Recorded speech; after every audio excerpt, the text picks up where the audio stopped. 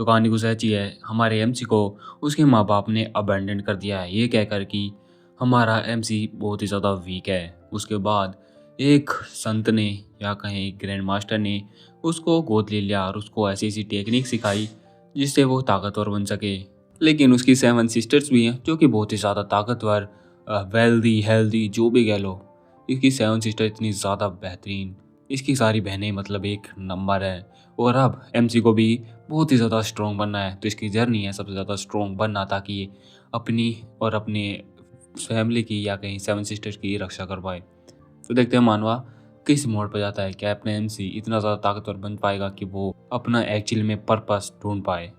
तो मानवा की शुरुआत में हमें एक सपने से दिखाई जाती है, जहाँ पर अपने एमसी के सपने में सिर्फ वही ख्याल आ रहा होता है कि उसके माँ बाप ने कैसे उसे अबेंडन कर दिया है क्योंकि वो बहुत ही ज़्यादा वीक है।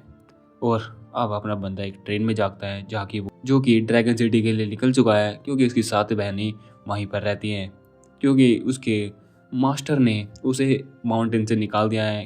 किस वजह से? एक ही वजह, भाई बंदे को इसलिए निकाल दिया गया है क्योंकि अपना बंदा बहुत ही ज़्यादा खाता है। अब वो ड्रैगन सिटी में पहुंच चुका है। वो देखता है कि लोग किसी चीज़ को देखकर बहुत ही ज़्यादा हल्ला गुल्ला मचा रहे हैं कि देखो नंबर प्लेट देखो, गाड़ियाँ देखो, अरे देखो क्या तुम इसे जानते नहीं हो क्या। और उन गाड़ियों में से, उन महंगी महंगी गाड़ियों में से सिर्फ एक लड़की निकलती है जो कि ड्रैगन सिटी की आइस क्वीन होती है, गू शांगनियान, जो कि अपने एमसी की 7वीं बहन भी होती है। तभी 7वीं बहन को एमसी गले लगा लेता है क्योंकि उसकी बहन है अफकोर्स। और ये सब पब्लिक को नहीं पता होता है, तो वहाँ हल्ला गुल्ला मच जाता है कि ये बंदा क्या कर रहा है, उसे पता नहीं है कि वो किसको हाथ लगा रहा है। लेकिन हम देखते हैं कि उसकी बहन उसे देखकर बहुत ही ज़्यादा खुश होती है। अब एक होटल में, जहाँ पर उसकी बहन अपने एमसी को बहुत ही ज़्यादा प्यार से खाना खिलाने लाई है। एमसी को खाना बहुत ही ज़्यादा पसंद है। तुम्हें भी अगर ताकतवर बनना है तो भाई खाना खाते रहना चाहिए। चलो छोड़ो, अपना बंदा बहुत ही ज़्यादा इंजॉय करके खाना खा रहा होता है। उसकी 7वीं बहन उसे प्यार से खाने के लिए कहती है क्योंकि खाना कहीं जाने नहीं वाला। लेकिन एमसी बताता है कि पिछले कुछ सालों में मैं सिर्फ वेजिटेबल खा रहा हूँ, मैंने मीट को हाथ तक नहीं लगाया है। और आज वो मीट खाकर बहुत ही ज़्यादा खुश है। लेकिन तभी उसकी बहन पूछती है कि 7 बहनों में से तुम्हें कौन सी बहन सबसे ज़्यादा पसंद है। ये सवाल सुनकर, क्योंकि ये सवाल बहुत ज़्यादा ट्रिक है, कोई भी इसमें फंस सकता है, लेकिन अपना एमसी भी चालाक है। उसने कहता है कि मुझे अपनी सारी बहनें पसंद है। ये सुनकर उसकी 7वीं बहन बहुत ज़्यादा गुस्सा हो जाती है क्योंकि उसने उसे अपना सबसे ज़्यादा पसंदीदा नहीं कहा है। तो वो पूछती है, क्या तुम्हें बाकी बहनों को भी पता है कि तुम माउंटेन से आ चुके हो? एमसी कहता है कि हाँ उन्हें पता होगा, लेकिन अभी तक वो मुझसे मिलने नहीं आई हैं। हाँ, 7वीं बहन भी कहती है कि सही कहा, वे अभी तक नहीं आई हैं, लेकिन अगर वे आई होती तो मैं उन्हें मुझसे तुम्हें कभी नहीं छीनने दूंगी। तभी वे खाना खा ही रहे होते हैं, तभी बाहर से कोई हल्ला गुल्ला मचा रहा होता है कि वहाँ का सिक्योरिटी गार्ड भी कह रहा होता है कि ये प्राइवेट रूम है, यहाँ तुम नहीं जा सकते, ये होटल मेरी फैमिली से बिलोंग करता है, तुम यहाँ से निकल जाओ। तभी वो गेट तोड़ अपने साथ कुछ बंदे लेकर और आया होता है, और वो अंदर आके कह रहा होता है कि तुम्हारी हिम्मत कैसे हुई कि मेरे पीठ पीछे तुम किसी भी अहरे गहरे को डेट कर सको। लेकिन अपनी आइस क्वीन भी कह रही होती है कि लीफान, तुम्हें यहाँ अंदर आने के लिए किसने कहा। लेकिन तभी ली कह रहा होता है कि मतलब वही हेटर, वो चिल्ला के कहता है कि क्या तुम भूल चुकी हो कि तुम मेरी फियांसे हो। लेकिन अपनी आइस क्वीन कहती है कि तुम्हें किसने कहा कि मैं तुम्हारी फियांसे हो।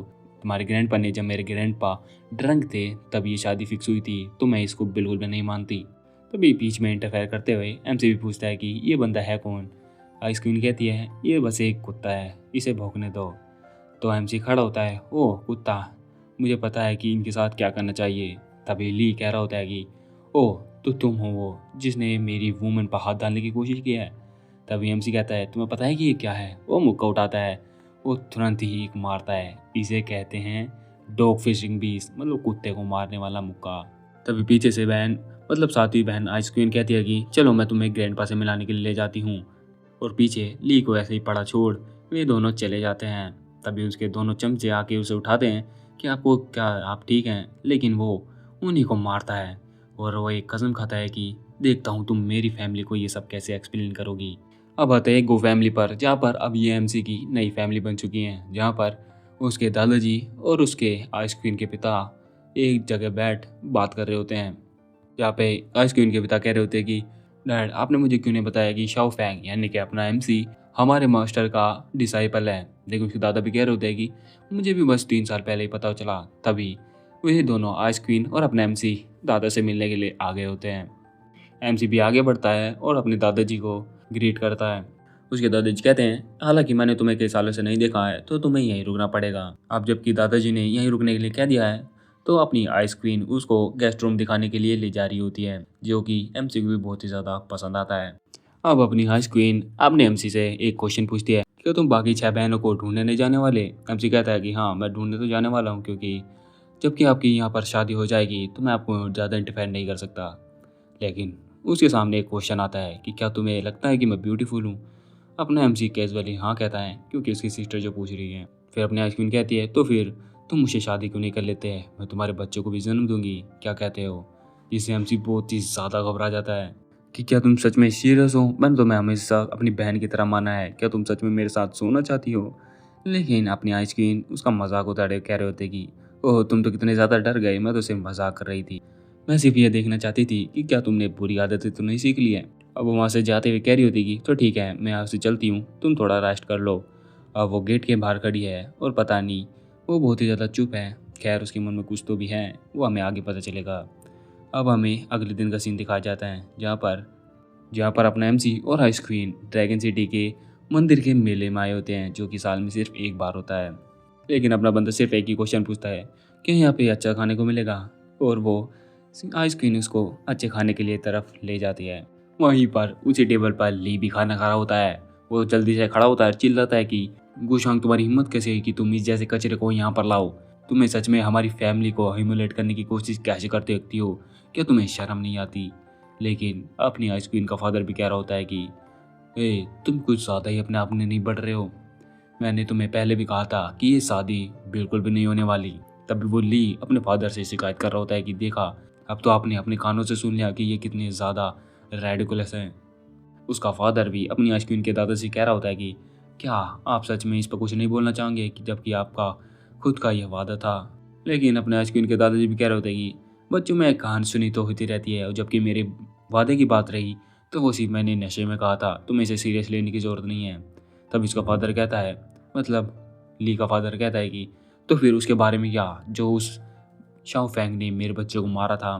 तभी ली भी चिल्लाते हुए कह रहा होता है कि मैं इस कमीने को अपने सामने घुटने टेक कर माफ़ी मंगवाना चाहता हूँ। अब वो बंदा बहुत ही ज़्यादा खींच के एक रैप्टो और मारता है। वो कहता है कि मैंने तुम्हें पहली बार भी माफ़ कर दिया था, क्योंकि मेरी 7 सिस्टर ने मुझसे कहा था, लेकिन इस बार लगता है तुम्हारा कोई चांस नहीं है। तभी अपनी आइस क्वीन भी उसे रोकते हुए कह रही होती है कि तुम इससे डील करने के लिए अपना जोक मत बनवाओ। और आइस क्वीन उसली से कह रही होती है कि मैंने तुम्हें पहले भी कहा था कि हम दोनों की शादी कभी नहीं हो सकती, और हाँ, ना आज न कल और कभी भी हमारी फैमिली एक नहीं हो सकती। तभी उसके पिता भी कह रहे होते हैं कि क्या तुम्हें अभी भी अपनी इज्जत का फिक्र नहीं है? और उसके डैड अब उसके दादा से माफ़ी मांगते हैं कि जो भी इंसिडेंट हुआ, मैं चाहता हूँ कि आप उसे माफ़ कर दें और हमारे बीच की फैमिली के रिश्ते को बनाए रखें। उसके दादाजी भी कह रहे होते कि नहीं, तुम्हें ज़्यादा सीरियस लेने की ज़रूरत नहीं है, ये सब तो होता रहता है। अब उसके डैड उसे ली को लेकर वहाँ से निकल रहे होते हैं। तभी पीछे से वो ली का बच्चा भी कहता है कि डैड, क्या सच में आप उन्हें ऐसे ही जाने देने वाले हैं? वे दोनों गाड़ी में बैठते हैं और उसके पिताजी कहते हैं कि आज जो बेइज्जती हमने सही है, उस बेइज्जती का बदला मैं 2 गुना बेइज्जती के साथ दूंगा, तुम चिंता मत करो। सीन शिफ्ट, अपना एमसी नहाकर बाहर आया होता है और एक बंदे को कह रहा होता है कि ओह, तो तुम मुझे माउंटेन से फॉलो कर रहे हो। तभी हमें एक बंदा दिखाया जाता है जो अपने एमसी के रूम में होता है, और वो कह रहा होता है कि क्या सच में तुम्हें मेरी अभी भी परवाह है? एमसी हाँ कहता है। तो वो बंदा कहता है कि हमें इस बंदे के बारे में अभी ज़्यादा कुछ पता नहीं है कि लड़का है लड़की है। खैर, लड़का ही लग रहा है। सब लोग यही सोचते हैं कि तुम एक मूर्ख इनके बेवकूफ़ बच्चे हो जो अपनी बहन पर या कहीं बहनों पर डिपेंडेंट हो, पर मैं हूँ जो तुम्हारी सच में असलियत जानता हूँ कि तुम कितने ज़्यादा डेंजरस हो। तो क्या तुम अब अपने घर लौटकर उस कमीने को अपने पैरों तले कुचलने का ख्वाब देख रहे हो? अभी हमें पता नहीं कि ये किस बारे में बात हो रही है, हमें आगे पता चलने वाला है। एमसी मना करता है कि नहीं, मैं भी बहुत ही ज़्यादा वीक हूँ। लेकिन वो बंदा कहता है क्या सच में तुम वीक हो? अभी तुम क्वाइट इमोर्टल की तरह हो यंग मास्टर। तभी गेट नॉक होता है, या कहीं गेट खोला जाता है शाओ फैंग से, और वो कौन होती है? अपनी आइस क्वीन फिर से अपने एमसी का वो बेवकूफ़पन बाहर निकल आता है, जहाँ पर अपनी आइस क्वीन एमसी की बेड पर उछल कर या कहीं कूद कर पड़ जाती है। एमसी अपने बदन को ढकते हुए कह रहा होता है कि 7 सिस्टर, मतलब साधु बहन, आप ऐसे ही मेरे रूम के अंदर नहीं आ सकती, जबकि मैंने पैंट्स भी नहीं पहनी है। और एमसी कहता है कि आपने भी इतने ज़्यादा रिवीलिंग कपड़े क्यों पहने हुए हैं। आइस क्वीन कहती है कि सच में तुम मुझसे डरते हो। तभी वो उसके पास आती है और उसके हाथ पे मत देखो भाई, बहुत ही गलत जगह है। वो कह रही होती है कि हम तो बचपन से ही साथ में नहाते थे, क्या तुम्हें याद नहीं है। एमसी बहुत ही ज़्यादा शौक है और उससे दूर हो जाता है कि सेवन सिस्टर, हम जब बच्चे थे और हम अब बड़े हो चुके हैं तो हमें ये सब डिस्टेंस रखना चाहिए। तभी उसकी बहन बिस्तर पे बैठ जाती है और कहती है डिस्टेंस, हमारे बीच में कब से डिस्टेंस आ चुका है। और वह कहती है इवन हम और भी ज़्यादा क्लोज आ सकते हैं। लेकिन एमसी अब बहुत ही ज़्यादा घबरा चुका है और कहता है कि आप मेरा मजाक उड़ाना बंद करो प्लीज़। अपनी आइसक्रीम भी मुंह फेरते हुए कह रही होती है जबकि तुम मुझे पसंद नहीं करते हो तो ठीक है, मैं ये मजाक नहीं करूँगी, लेकिन मैं तुम्हें वार्निंग दे रही हूँ। और वो उसके पास आती है कि अगर तुमने अदर यानी कि बाकी 6 बहनों के साथ कोई भी ऐसा वैसा रिलेशनशिप रखा तो मैं तुम्हारा नुन्नू काट दूंगी। लेकिन अपना एमसी पीछे हटता है और कह रहा होता है कि मैं सिर्फ तो आप सबको सिर्फ अपनी बहन समझता हूँ, मैं ऐसे विचार अपने दिमाग में क्यों ही लाऊंगा। अब अपनी आइस क्वीन अपने एमसी को एक ऑफर देती है लेट नाइट डिनर करने के लिए। अब वो वहाँ से जाते हुए कह रही होती है कि ठीक है, अब जल्दी से जल्दी तैयार हो जाओ, मैं तुम्हारा मेन गेट पर इंतज़ार करूँगी। और वो वहाँ से चली जाती है। अब पीछे से उसका वो बंदा या कहीं साथी भी आते कह रहा होता है कि यंग मास्टर, आप बहुत ही ज़्यादा लकी हो, क्यों ना आप इस डिनर को एंजॉय करो। लेकिन एमसी उसको वार्निंग देते हुए कह रहा होता है कि तुम्हें इससे कोई मतलब नहीं है, ठीक है। अब जबकि तुम मुझे यंग मास्टर कहते ही हो तो जाओ अब मेरे लिए कुछ काम करो। तो वो अब ऑर्डर मांगता है कि आखिर में मैं क्या करूं, मुझे ऑर्डर दीजिए। एमसी उसको ऑर्डर देता है कि ली फैमिली, मुझे उसमें बहुत ही ज़्यादा दिक्कत लग रही है, तो जाओ उनका पीछा करो और मेरे लिए कुछ इंपॉर्टेंट इन्फॉर्मेशन लेकर आओ। अब बाहर की तरफ जहाँ पर दोनों मतलब एमसी और आइस क्वीन कार में बैठे जा रहे होते हैं, जहाँ पर आइस क्वीन से खाने के लिए पूछते हैं कि तुम क्या खाना चाहते हो। एमसी कहता है कि जो आपको पसंद हो वही। तभी एमसी को रियर व्यू में पता चलता है कि कोई उनका पीछा कर रहा है, तो वो केयरफुल रहने का सोचता है। तभी वो होटल पहुँचते हैं। अब होटल के अंदर जहाँ पर एमसी कह रहा होता है कि मैं थोड़ा वॉशरूम होकर आता हूँ। उसके बाद एमसी अपने पार्टनर का फ़ोन उठाता है। तभी उसके पार्टनर ने कुछ बता दिया होता है लेकिन हमें बताया नहीं जाता है कि उसने क्या बताया है। लेकिन एमसी को देखकर ऐसे ही लग रहा है कि वो एक्सपेक्ट नहीं कर रहा था कि ये ऐसी चाल वो चलने वाला है। तभी उसे साउंड आता है कि कोई मदद के लिए पुकार रहा होता है। जहाँ पे एक लड़की अपने आप को छुड़ाने के लिए बहुत ज़्यादा भीख मांग रही होती है कि प्लीज़ मैं एक सिर्फ एक स्टूडेंट हूँ, प्लीज़ मुझे जाने दो। लेकिन वहाँ पे खड़ा एक बंदा कह रहा होता है कि शाओ टैंग, मैं तुम्हारे लिए बहुत ही ज़्यादा खुश हूँ कि तुम्हारी शादी होने वाली है, लेकिन तुम्हारा बॉयफ्रेंड इतना भी ज़्यादा अच्छा नहीं है, क्यों ना मैं तुम्हारा पति बन जाऊँ। लेकिन वो लड़की जल्दी से चिल्लाते हुए कह रही होती है कि लेकिन तुम्हारी पत्नी है और मेरा एक बॉयफ्रेंड है। लेकिन वो बंदा और भी ज़्यादा उसके करीब आता कह रहा होता है कि तुम्हारा बॉयफ्रेंड तो बहुत ज़्यादा पुअर है, मुझे देखो, मेरी वाइफ को ज़रा भी फ़र्क नहीं पड़ेगा अगर तुम मेरे साथ चलो, मैं तुम्हारा बहुत ही ज़्यादा ख्याल रखूँगा। लेकिन वो लड़की बहुत ही ज़्यादा उससे भीख मांग रही होती है कि उसे छोड़ दे। लेकिन अब उसे बंदे को बहुत ही ज़्यादा गुस्सा आ रहा होता है कि तभी वो अपने बंदे को कहता ऑर्डर देता है कि एक वीआईपी रूम ढूंढे ताकि वो अच्छे से इसे लेसन सिखा सके। तभी एमसी वहाँ पर आता है और हंसता है कि क्या सच में इतनी ज़्यादा एक्टिंग देखने को मिल रही है आज मुझे। चलो ये अब ये शो ख़त्म करते हैं। जबकि मुझे पता है कि तुम मेरा पीछा करने की कोशिश कर रहे होते, तो अब मुझे दिखाओ कि तुम में एक्चुअली में क्या स्किल है। तभी वो बंदा अनजान बनते हुए कह रहा होता है कि क्या तुम क्या कह रहे हो, मैं कुछ समझ नहीं रहा हूँ। अब अपने एमसी कोई तभी ऐप दिखा रहा होता है जहाँ पर उसे पता चल चुका होता है कि ये बंदे उस ऐप पर अपने बंदे को ढूंढ रहे होते हैं। अब वो बंदे पर कह रहा होता है कि जबकि तुम्हें पता चल चुका है तो आप मर जाओ। तभी वे सब एक साथ अपने एमसी पर हमला करते हैं। एमसी कहता है कि मैं अपनी बहनों जितना तो ज़्यादा ताकतवर नहीं हूँ, लेकिन मैं इतना ज़्यादा कमज़ोर नहीं हूँ तुम जैसे को संभाल ना पाऊँ। अपना बंदा उछलता है और उनके पीछे आ जाता है। वो पीछे मुड़ता है और एक बंदे को किक मारता है जिससे वो बहुत ही ज़्यादा दूर जा गिरता है। अब वो सामने वाला बंदा भी बहुत ही ज़्यादा हैरान है कि अपना बंदा कितना ज़्यादा स्ट्रॉन्ग है। अब अपना बंदा अब उसका सर पकड़ता है और कह रहा होता है कि क्या तुम अब सॉरी मांगना चाहते हो। ये बहुत ही ज़्यादा लेट हो चुका है और उसको एक रैप्टे में ही दूर फेंक देता है।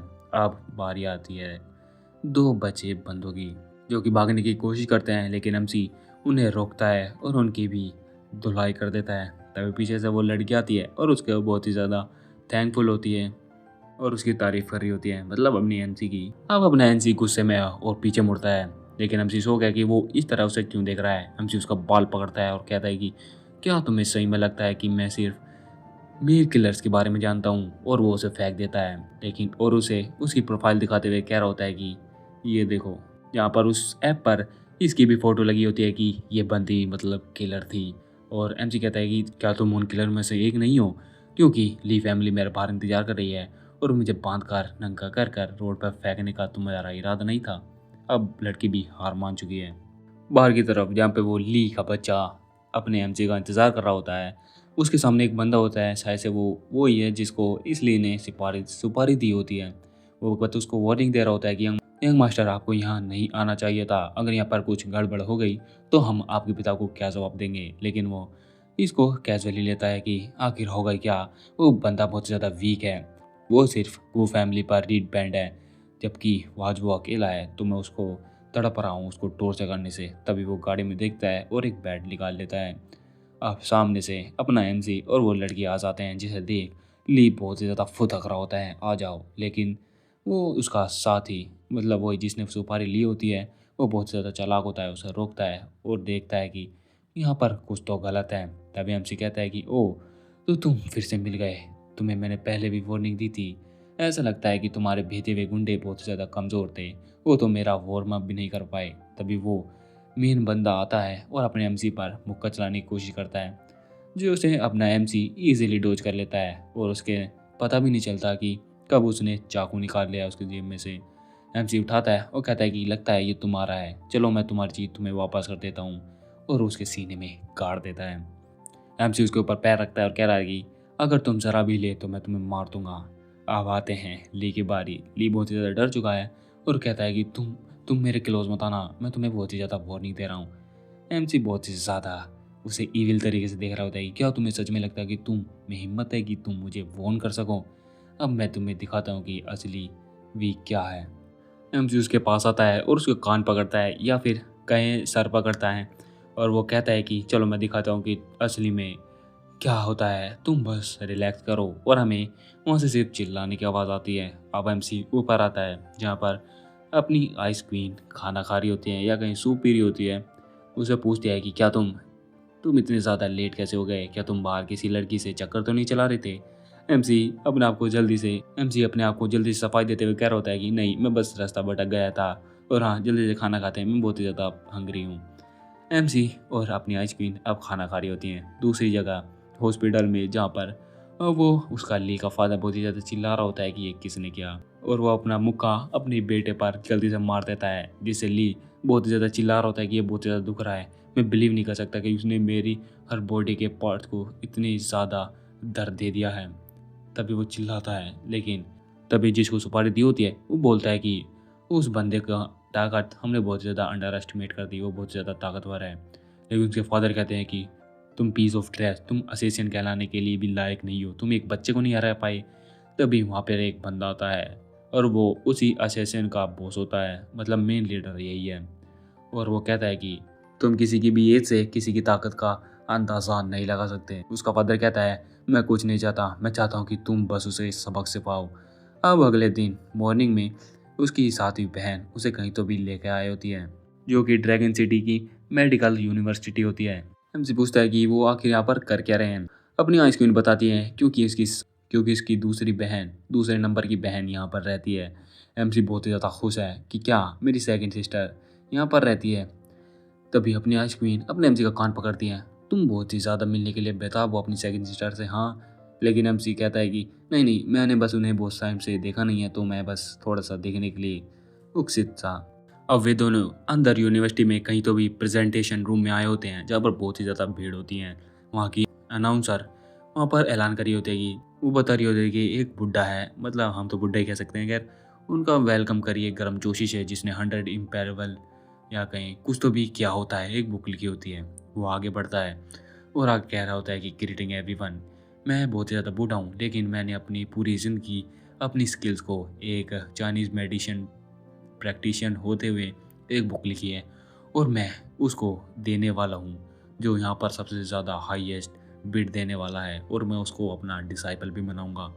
ये सुनकर वहाँ की सारी भीड़ बहुत ही ज़्यादा इंटरेस्ट लेनी होनी होती है कि ये बुक तो बहुत ही ज़्यादा बढ़िया होनी चाहिए, क्योंकि इन्होंने पूरी ज़िंदगी लगा कर ये बुक लिखी है, और ये चाइनीज़ मेडिसिन बहुत ही ज़्यादा प्रभावी भी होने वाला है। कोई 10 मिलियन लगा रहा होता है, कोई लगा रहा होता है, कोई 20 लगा रहा होता है, और कोई कह रहा होता है कि मैं तुम्हारा डिसाइपल बनने के लिए बहुत ज़्यादा इंटरेस्टेड हूँ। ये सुनकर अब बुढ़ा बहुत ही ज़्यादा हौ में होता है, चलो और भी ज़्यादा भीड़ लगाओ। लेकिन तभी अपने एमसी की एंट्री होती है। लेकिन मास्टर, ये ऐसी क्यों लग रही है कि ये बुक मैंने लिखी है? क्या बात है, अपना एमसी तो पूरा शो कर दिया है पूरे स्टेडियम को। और हाँ, ये ड्राफ्ट ये मेरी सेकंड सिस्टर ने मुझे फोर्सफुली लिखवाने पे मजबूर किया था कि ये मैं लिख दूँ। ये सुनकर पूरा स्टेडियम शॉक हो जाता है और उसकी तरफ देख रहा होता है। और हमें पता चलता है बुड्ढे की असलियत, जो कि ये बुक उसने माउंटेन से चुराई थी ताकि ये इससे प्रॉफिट बनाकर यहाँ से भाग चुके। और अब वो सोचता है कि वो अब एक्सपोज होने वाला है, लेकिन वो पासा पलटता है जैसे कि हर विलन करता है कि तुम हो कौन, तुम यहाँ पर अंदर कैसे घुस आए, क्या यहाँ पर कोई सिक्योरिटी गार्ड नहीं है, जल्द से बाहर निकालो। लेकिन अब होती है अपनी सेकंड सिस्टर, मतलब अपनी एमसी की, हमारे लिए तो जो भी है तुम क्या मान के बैठे हो, अपनी सेकंड सिस्टर की एंट्री। वो कह रही होती है कि मैं भी देखती हूँ कि मेरे जूनियर को आखिर हाथ कौन लगाता है। मैं देखती हूँ कि आखिर यहाँ पर नॉनसेंस बोल कौन रहा है। मतलब अब वो आ चुकी है जिसने एक्चुअल में ये बुक लिखवाई थी अपने एमसी से। तो देखते हैं सच क्या आता है।